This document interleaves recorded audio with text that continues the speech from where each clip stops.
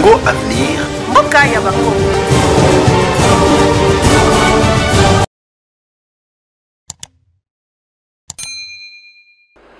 Bande kobalandi mbote na bino nyonso esika wapi bozwaka ka habitude ya kolanda biso. Personnellement d'abord na ba abonné ya Congo Avenir ba oyo nyonso bandima Congo Avenir ko komisa yango chaîne na bango oyo wapi bazwaka ba information to pesi bino mbote to pesi pe mbote na bandeko nyonso oyo ba talaka Congo Avenir ba o baza ba abonné de to pesi bino mbote mais le retour pesa bino quelque part wana ya isika ba koma s'abonner. Vous cliquez sur ici au fini au cliquer sur la cloche pour que à chaque fois la vidéo na biso et kotaka ozwaka notification au rataka et l'autre côté bande konangai tozawana pona ko solo na bino tozawana pour espace na biso Congo Avenir za na pona partenariat na ba oyo nyonso ba se perla mosala ba sa to sala ba oyo nyonso baza na posa ya kolexa eloko na bango wa boza bienvenue na espace na biso Congo Avenir numéro za wana plus 243 81 369 17 43. Parlons de la RDC, parlons de valeurs, soutenons des valeurs, parlons de la méritocratie, parlons de la patrie parce que nous n'avons qu'une qui est la République démocratique du Congo. Le président Félix Antoine Tshisekedi Tshilombo a aussi komakaka na pokwa oyo na Luanda kokutana na homologue na ye Joao Lorenzo biso to sepeli na atuana to sepeli na déplacement na ye parce que y a personne oyo à vendre image ya mboka na biso ko les oreilles. Donc lui c'est les 1 parfois donc les 0,1 parfois on est bien les 0,0 donc lui c'est les 0,1 de la République Moutali Bosso Moto Yambo ya République ce qui est à vendre image Yambo quand a été Moto Mususu à revendre la biso à côté que la biso à cause à la thé à autre comment donc tête à tête là qui vraiment huis clos babimisi nanu te donc na média makambo basololi et bien mais biso lokola parfois to bunda kokota na couloir to koti to luki ba pesi biso ata donc mwandambo ya kokutana na ye na Joao Lorenzo na Luanda parce que donc tête à tête wana ezala qui vraiment oui club bango mibale. Président Félix Antoine Tshisekedi Tshilombo a salué son homologue parce que dernièrement, rappelons-nous que dernièrement l'Angola a déployé plus de 5000 militaires la partie est donc le président Félix Antoine Tshisekedi Tshilombo a salué coopération entre eux et homologue na Joao Lorenzo et il va avancer. Ils ont vraiment reconnu très bien parce que banda ba troupe militaire angolaise bayaki wana na partie est bayaki pe kocha le renfort na bango de kosunga bandeko na biso baya FARDC makambo ils ont vraiment reconnu bien na moment boye bien ba ville belé ba localité belé ba territoire belé oyo to sili ko récupérer parce que boye biango Félix Antoine Tshisekedi Tshilombo a tché ONU Union africaine na ba Union européenne na bango nyonso contre mur dos au mur pe mabazoko kate et yango wana basila ikoloba prenez-vous en charge biso to yebi eloko wana le président Tshisekedi a yebi eloko wana mais sauf que souci na ye souci majeur ezalaki ke mokili mobimba eyeba makambo oyo parce que yebi mais parfois ils font semblant souci na ye ezalaki ba yeba yango e ba bimisa yango ezala susu ya kobomba mate to yeba yango tala soki to kana problème boy ezalaka bato boy et le reste on va s'en occuper ndengi siko on va vraiment se prendre en charge on va vraiment se prendre en charge parce que depuis to yebi ke ba communauté internationale ba salaka eloko te ba ko sala pe eloko comment parce que eux vivent que de la partie est de notre pays. Donc ceux qui ba tchekimia kuna bango ba ko vivre te. Tout ce qu'ils gagnent de la partie est de notre pays, ceux qui ba bundi ba tchapé ba kozala e kozala lisusu te. Parce que guerre oyo bango bazo bunisa biso tozo bunda il faut toyeba rango bande ko na ngai biso tozo bunda guerre pour na ko batela ba limite na biso ba territoire la biso donc mboka na biso eteni moko mboka na biso mais bango bazo ya ko bundisa biso guerre économique pour que ba continuer kozwa oyo ba zwaka comme toujours yango wana. Donc le président Félix Tshisekedi il est tout le temps entre des avions. Ozomona ko kende ko luka vraiment oyo nini ko kota partout oyo esika oyo akozwa kimia pona aya ko kimia na mboka na biso. Beaucoup donc il y a beaucoup d'encre qui coule de salive que non nyonso na zuluka pour dialogue entre na homologue na Joseph Kabila. Donc Torib Sabino Owana Boy, donc Owana, dans un moment où ils ont primordialité. Et Congolais Nyonso, où ils ont besoin de koya kocha apport na ye. Na makambo où ils ont les capons n'amboka na biso. À cause là, le bienvenu. Mais ceux qui pour partage à pouvoir, Wana, to yebi yango ezalaka. Mais nandenge to mone laka le président Félix Tshisekedi Tshilombo, makambo wana to tchangona no. Hein? Mupanzi ezana likambo mboka yangona parfois titango bandeko mususu bazape kozwa facilité ya kokota pa na biso kozwa facilité ya koloba n'importe quoi sur nous. C'est parce que nous-mêmes les enfants du pays nous sommes divisés na ba question oyo etali makambo oyo ya mboka na biso. Il y a pas d'opposant, il y a pas de majorité, il y a pas du pouvoir. Nous biso no se fait tous à liboki moko. Mais parfois ba politiciens na qui égoïsme na bango bazalaka na yango et ils voient que leurs intérêts. Donc tolingaki toloba ba défilé nyonso obomonaki ba Macron ba ya Conseil de sécurité des Nations Unies ya oboya bango tout derrière ba message na bango. Le vrai message était la réalité est que babandai kusenga le président RDC donc par l'intermédiaire du président de la République Félix Tshisekedi Tshilombo token de ko négocier na ba rebelle ya M23. Et c'est normal. Et c'est normal. Hein? Au moment où embargo elongwa ezana biloko logistique na biso belé kangama tilo na tarmac ya France to lobela to so lobela to bet lango c'était. Bot batika logistique na biso e ya awa. Logistique militaire na biso e ya awa. Biso moko to kobunda parce que même ces groupes armés wana même le Rwanda, nous sommes plus peuplés que eux. Donc, même l'armée nabiso, ils ont battu éléments et belé koleka ya bango.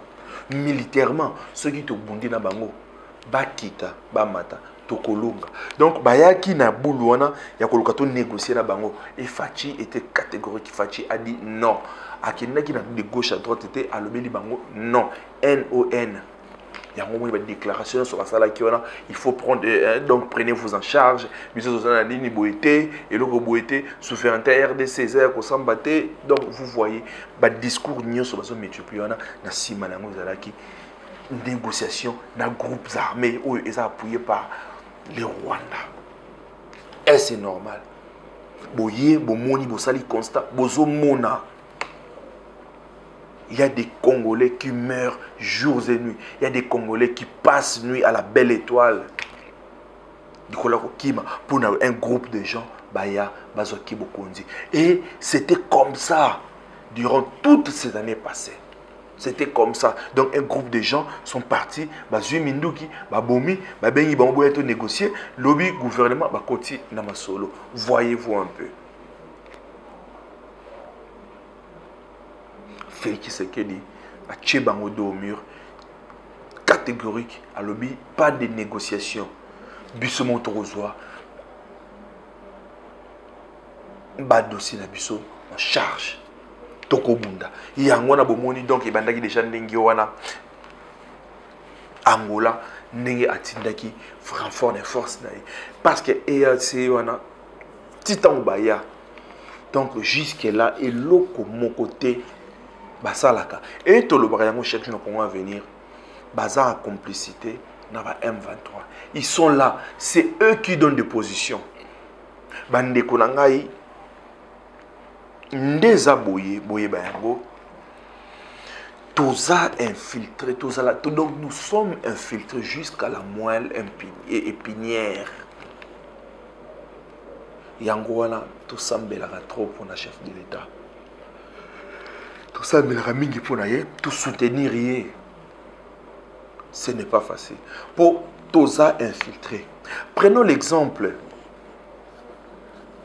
il y a tolobaka les jours où ba trouvaka ba biloko ba munitions hein il y a na concession il y a député au moins à Chuchu to biso ne to bandaka yango to pesa cette information en disant et talaneti ndengona un élu du peuple wana apesi au mandat kende ko lobela ngai kende ko représenter ngai des peuples wana oyo moni okoboma pona ba intérêt na yo pona ba intérêt na yo na concession na ye na Goma wana concession minière na Goma ba cache d'armes ba kenda ko mona makabilo ke bele o nyoso bino mona na ko venir to tshela bino et elongwete tangu baye esilite et tangu baye ko timbela mbala moko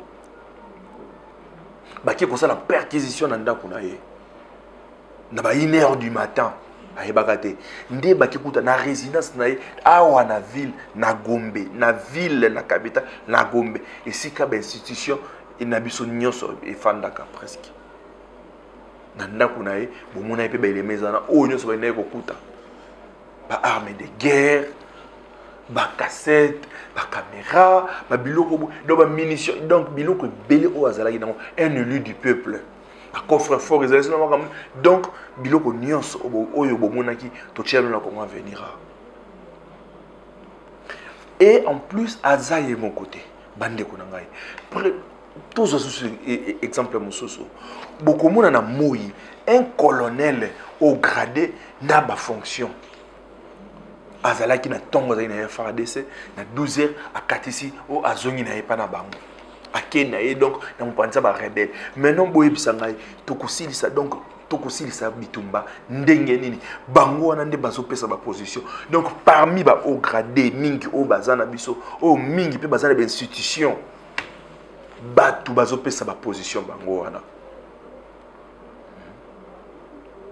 eza pasi pe mawa yango wana biso to saluer vraiment justice la son ndenge procès ya mwanga chuchu wana eza na kongo venir bandeko na ngai bokozwa yango semaine prochaine tokutiela bino procès na mosusu parce que la haute cour militaire était jugée compétente ya ko juger mwanga chuchu parce que botala neti aventure alingaka sala na ba avocat na ye eza passé ya ko sengela ye liberté provisoire ou bien à la résidence surveillée pour akima pour azonga pa na bango kuna aletanga kozonga ono na zongi pa na biso basali ko te lokote awa lokola ba monier donc il y a des lourdes charges oyo eza retenir sur ba charge très lourde oyo eza retenir sur moi en chuchuana aza poursuivi pour trahison pour atteinte à la sûreté de l'État, pour détention illégale d'armes et de munitions de guerre, association de malfaiteurs, participation à un mouvement insurrectionnel et incitation. Donc, les gens ils ont passé. Mais il faut que la justice soit faite. Justice. Et ça, là, pour na bandeko moko na moko, pour na congolais moko na moko, oyo makila na etangaki, pour na bateau modèle oyo. Maintenant, une personne, comme il est égoïste, il est malade, et et tout ce là qui on avait salué la décision. Il y a haute cour militaire, il y a Kuboya, qui pèse une liberté provisoire, comme Azad devant la justice. tout à la procès nengeni et te permettre bino to yebisi bino que vous allez toujours brancher dans comment venir to bana ko signaler bino donc dorénavant le jour au procès kozala que non tel jour na telle heure vous allez là na direct procès il y a député honorable wana moi donc voyez un peu ce que je disais que tout ça infiltré jusqu'à la moelle épinière donc na goma na armée kuna ici au front là où ba militaire bazobunda tout ça infiltré. Awa, tina ville, nous sommes infiltrés. Babitumba, on s'est libéré Bitumba, oh, nous sommes bundana, awa, bateke, bayakana, kwamutu, awa. Ba infiltré, bazali. Tobo, ça n'était dernièrement, tant bakana qui dans immeuble au Interpol, na, je crois, 21e niveau. Hein? Ba sujet au bala qui wana, ba infiltré au bala qui wana, oh, do batala kapali, la nation, batala, donc, bande konangai. Yango wana. Il faut tous aller vraiment vigilant. Tous aller vigilant. Tout l'amoka. Nako panzana. Et aussi mbate. Parce que. Bota la lelo. Insécurité. Oyo isa na katamboka na biso. Le président de la République na Suisse a bêté la Kiango. A soulevé un point wana. A wana Macron a soulevé un point wana. Ce qui va continuer et qu'on risquer et perturber biso calendrier électoral. Mais il n'a pas dit que l'élection est gozala. L'élection est gozala. Et là, les politiciens bazo yele la yangoana. Rappelons-nous, lors il y a marche, il y a opposition. Et c'est là qui marche au baza pour soutenir force armée na biso, baza contre insécurité dans la partie Est. Mais na souka marche bongoni et comme nango ko finga le président de la République, ko tumba be Fiji, ba memeli cercueil na libabe qui ne relève la honorable Mike Mukebai. Donc marche échanger dans ngonini et ba politicien donc balokaka toujours canal moko boy pona ba bimisa et loko o bazana mo pour ça message na bango pour ça na bango bande ko na ngai soki pe lelo to komi na 2023 na fin de l'année élection salamité mo kilipe ro balokate pour na bande ko na biso ya est ceux qui vont s'enrôler, et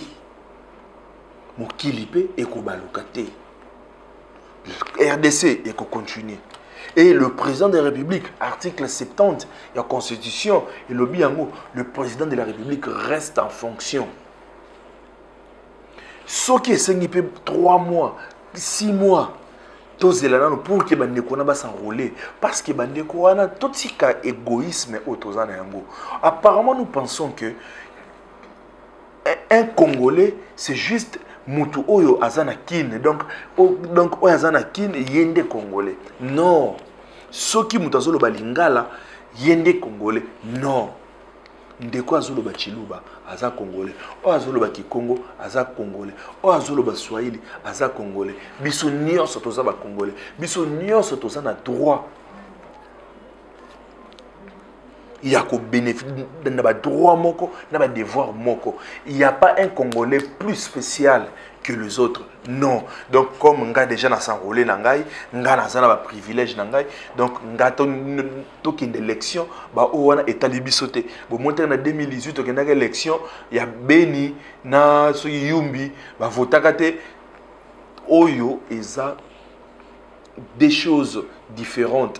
Parce que le président de la CENI, rappelons-nous très bien que le président de la CENI avait bel et bien souligné que bon moni enrôlement au Tozosala ba donné wana yango wana ba kopesa bandeko ya onip ba oyo donc ba kopesa son identité. Maintenant dites-moi bandeko na biso o ebele na partie est kuna oyo bako s'enrôler te sikoyo l'hôpital okoma pona kopesa ba identité toyeba ke bosava ba congolais to koma autant bolingi bazo ba identité nini donc wana bo moni te ke toza ko faciliter toza ko tinda bango donc ko rejeter bango moni ndeza boy ba localisation et salami na yango ba o ba s'enrôler bango nde ba congolais ba o ba s'enrôler te bango nde ba congolais donc ba o ba s'enrôler te ba zabe ba congolais te bozo mona te ke wana biso moni toza ko pousser bango donc à la porte. Or, bisogno surtout les Congolais. Donc, bandeko wana bazana droit. Il faut pas s'enrôler parce que ceux qui ont s'enrôlé, au cause de l'identité. Yango wana tobande ko loba yango tango ba chef ba parti politique bande ko tina no bo s'enrôler te.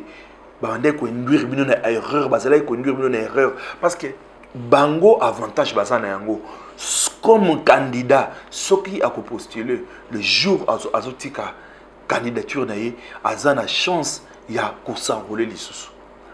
Voyez-vous, zomona mingi pe bazana ba double nationalité soki a s'enrôler awate akili na mboka oyo kuna msusu net États-Unis lokwa enrôler sana ake ko s'enrôler na kuzu bino boye bata zomona donc esika oyo bacha bino bande kona biso oyo bo s'enrôler te na erreur donc yango wana biso Jimmy Dide comme nous soutenons des valeurs dans Congo à venir mobimba bande kona biso oya partie est il faut bas s'enrôler baza ba congolais lokola biso nyonso nous sommes de cœur avec eux to sepeli na acte oyo salamaki le président de la République to moni vraiment aide humanitaire et qui na partie est kuna baza ko kabolela bato to sepeli na eloko wana to sepeli na eloko wana mpanzi kuna armée isa ko bunda kotoyo bandeko parce que to lobela ko bandeko baza ko passer nuit à la belle étoile botala ndenge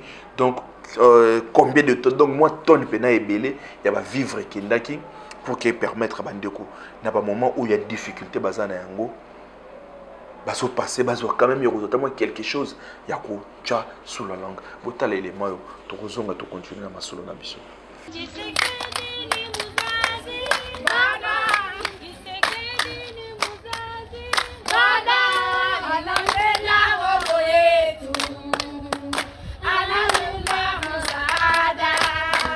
Cette liesse a été exprimée sur le site de Don Bosco Ngangi, dans la périphérie de la ville de Goma, où 4000 ménages représentant une population de plus ou moins 24 000 personnes déplacées de guerre, ayant fui leur maison, vivent dans ces habitations de fortune. Dans le cadre du partenariat RDC-Émirats Arabes Unis, les opérations de distribution de l'aide humanitaire dont du président de la République Félix Antoine Tshisekedi Tshilombo et de son Altesse royale Mohamed Ben Zayed Al Nahyan se poursuivent au Nord Kivu au bénéfice des déplacés de la guerre d'agression du Rwanda et du M23 dans l'est de la RDC. À Don Bosco, les 4000 ménages ont été tous servis à leur grande satisfaction. Niko déplacé Mukaya Don Bosco, natokea Bunagana. Moi, je suis une déplacée dans ces camps de Don Bosco. Je viens de Bunagana. Je rends grâce à Dieu pour ces dons, une aide suffisante. Chaque déplacé a eu sa part suffisante. Tous les 4000 ménages ont été servis. Félix Tshisekedi, notre président, nous le remercions beaucoup, comme il songe à nous qui étions abandonnés sans espoir. Nous sommes derrière lui, nous le soutenons, que Dieu le bénisse. Je suis déplacé provenant de Kibumba. Je suis vraiment heureux de recevoir les vivres provenant de l'amitié entre RDC et les Émirats. Vraiment, c'est à nous la joie de recevoir ces vivres parce que nous étions vraiment affamés. Il y avait des risques, mais nous sommes ici étant contents parce que nous voulons recevoir les vivres. Je viens de Kiwanja. Ces jours-ci, je suis une déplacée à Goma. Vraiment, je remercie beaucoup Papa Tshisekedi Tshilombo pour tout ce qu'il fait pour nous. Nous sommes des déplacés, au total 4000 ménages. Nous avons tous reçu à manger. Nous avons eu tout le nécessaire. Papa Tshisekedi, nous le remercions beaucoup. C'est vraiment un sentiment de joie de voir que tous les ménages sont servis avec une quantité suffisante. Les Mwami, représentant le chef coutumier des territoires de Massissi et Rutshuru, déplacés vers Goma, ne sont pas laissés pour compte. Ils bénéficient aussi de l'aide humanitaire du partenariat RDC Émirats Arabes Unis. Aujourd'hui, c'est une satisfaction de plus, car dès que nous sommes arrivés ici au cas de Don Bosco, c'est aujourd'hui que nous venons de recevoir un don. Nous venons de recevoir les vivres et les non-vivres pour chaque déplacé qui se trouve ici au cas de Don Bosco. Nous sommes au nombre de 4000 ménages. Pour chacun vient de recevoir les farines, du riz et d'autres articles. Moi, c'est Altesse Héritier Kaombo Cadre David, le chef de groupement Bukombo dans la chefferie de Buito, au territoire de Rutshuru. Nous tenons vraiment à remercier le chef de l'État par rapport à cette assistance humanitaire qu'il vient juste d'envoyer en l'honneur des chefs coutumiers du territoire de Rutshuru, voire même les chefs coutumiers du territoire de Massissi. Nous remercions grandement les chefs de l'État qui ne ménagent aucun effort pour que nos entités retrouvent la paix. Nous remercions les chefs de l'État de par la diplomatie agissante qu'ils ne cessent de mener pour que nos entités soient... L'aide humanitaire de la coopération RDC Arabe Unie redonne de l'espoir aux déplacés qui aspirent à une paix durable dans l'Est de la RDC grâce aux efforts du gouvernement et aux FRDC. Wana bosili komona élément donc ndenge ni nezalelaki aide humanitaire donc ba déjà ko kabola donc on peut ça bandeko mo ba quelque chose to sepeli vraiment na acte wana et to linga to souligner que député national parce que ton to lobaki que mulongo eza mulai député honorable Mwanga Chuchu enfin azondima alingi a dénoncer iza koloba ba metoro na monoko na ye banani bazana sima ya makambo banani oyo basalaka na ye bakambo wana oyo basoutenaka ba M23 oyo bazana pona kobonga wa Congolais parce que ils sont nombreux aza na banani bazalaka na banani parce que a commis près ya ko citer donc je crois na ba audience oyo ekoya wana toko tchela bino donc à koloba yango na audience oyo ezoya la semaine prochaine. Bandeko na ngai président de la République malgré nyonso tozana yango nous pensons de notre côté pardon remaniement ya gouvernement il faut esalama parce que parmi les warriors il y a beaucoup des invertébrés. Et ça n'est belé oyo. Bangonde bazo bénéficier na mboka. Mboka ezo bénéficier na bangote. Peuple congolais azo bénéficier na bangote. Ministre économie to éviter. Banda le ministre ya économie a salaka déchu de ses fonctions na Assemblée nationale.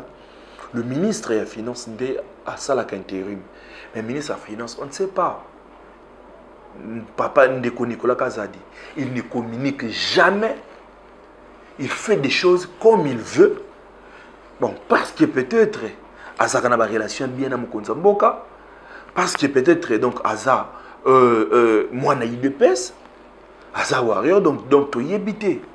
Qu'est-ce qui se passe? Le ministre de l'économie ne communique pas. Hausse des prix na ba produit donc na ba niveau tout bandeko nanga bokoyi kondima pain pistolet où ils allaient qui 100 francs et comme 300 francs. Le ministre de l'économie ne communique pas. Pain victoire où ils allaient qui 200 francs et comme 500 francs. Et tant que comme ça ils ont 500 francs grammage ezaki moi ça mais les lots sont mengo grammage nango ekiti. Le ministre de l'économie ne communique pas. Les gens souffrent de la flambée des prix sur le marché donc na haut niveau okoko kate mutu nyonso et na mboka na biso batu ba matisaka eloko ndenge balingeli ministère de l'économie inspecteur donc je ne sais même pas. Ozomona eloko oyo peut-être là ça peut-être 500 francs la prix nango ndenge ezalaki okomona muto kondima abaksa 2000 francs 3000 francs donc 5000 francs peut-être et c'est normal et na nyonso wana ministre économie a lobaka elo côté aloba elo côté tu éviter ce qui est peut-être maman a qui n'a marché parce que bon lui il est ministre na ba ni na barana qui n'a pas bazana ba professeur ni ba dotier la rabango yer nyonso mais qui t'a na base parce que lobby okozonga na base na yote élection yango yote okozonga na base na yo ko kindi otala et pourquoi gouvernement remaniement ezosala maté parce que ils ont ba poste musuza donc plus ou moins 5 postes oyo etika la vie de ndengwana toka kiango awa na rentrée parlementaire au dans la session ordinaire et tu font la session mars que apparemment ba député balingi ba bunda siko pour que ba koisa gouvernement sama na makasi comme le président de la République azosala remaniement ba député balingi ba bunda ba koisa ngona makasi. Ouane ezema solo to na couloir et je to qui jouera rentrée parlementaire. Donc ban ministre économie peu population ils ont souffrir. Tindata ba élément na yo, tindata expecter na ba kene na marché, ba mona. Ba mona. Donc bankambo ezako tambola te, donc makambo ezo simbate. Libumo o ezana nzala e yo kakate. Bozana pona ko la population te. Bozana pona ko la population. Population arrosé la moment ya ba élection ndebo zo bo fungola ba makam ndebo zo bo fungola noto ça ele boy non bo sala makam na ndenge esengeli parce que même atamo ministre économie oyo mukiazala ki ona tangu mo makamba ngo pe ya mapango mataki na pe Victor Mokambe bébé to mataki quand même abimaka tangu atamo ni poisson chencha et quand même abimaka mais depuis que ministre ya finance a comment ça l'intérim wana il ne communique pas à l'obaka et l'autre côté to yebite soki makam ils ont kendi la wapi. Est-ce qu'il y a besoin des chefs de l'État? Parce que le chef de l'État ne peut pas être partout, mais il est représenté partout na bino nyonso na bato nyonso o ba travailler par ses collaborateurs. Maintenant, le président de la République Congo va venir et Zoloba. O ezambela ya bandeko ba bengi balobi yango Jimmy Didi na Congo va venir bolobe la président de la République asale la biso remaniement. Baninga na ye à travers na baninga na ye bangindi bakomi ba millionnaire ekoki hacha bato oyo bakosale la mboka azana complaisance te asale la bato oba hacha bato oba azana compétence. Plus de 143, 81, 369, 17, 43. Le président de la République, donc, a bêti à l'Emokouana, à Luanda, na moment tête à tête. Donc, n'a pas information, dans les airs qui suivent. Beaucoup zoient vraiment, mon bimba, il y a 8 clones tête à tête, na président Joao Lorenzo. Que Dieu bénisse la République démocratique du Congo. Plus de 143, 81, 369, 17, 43.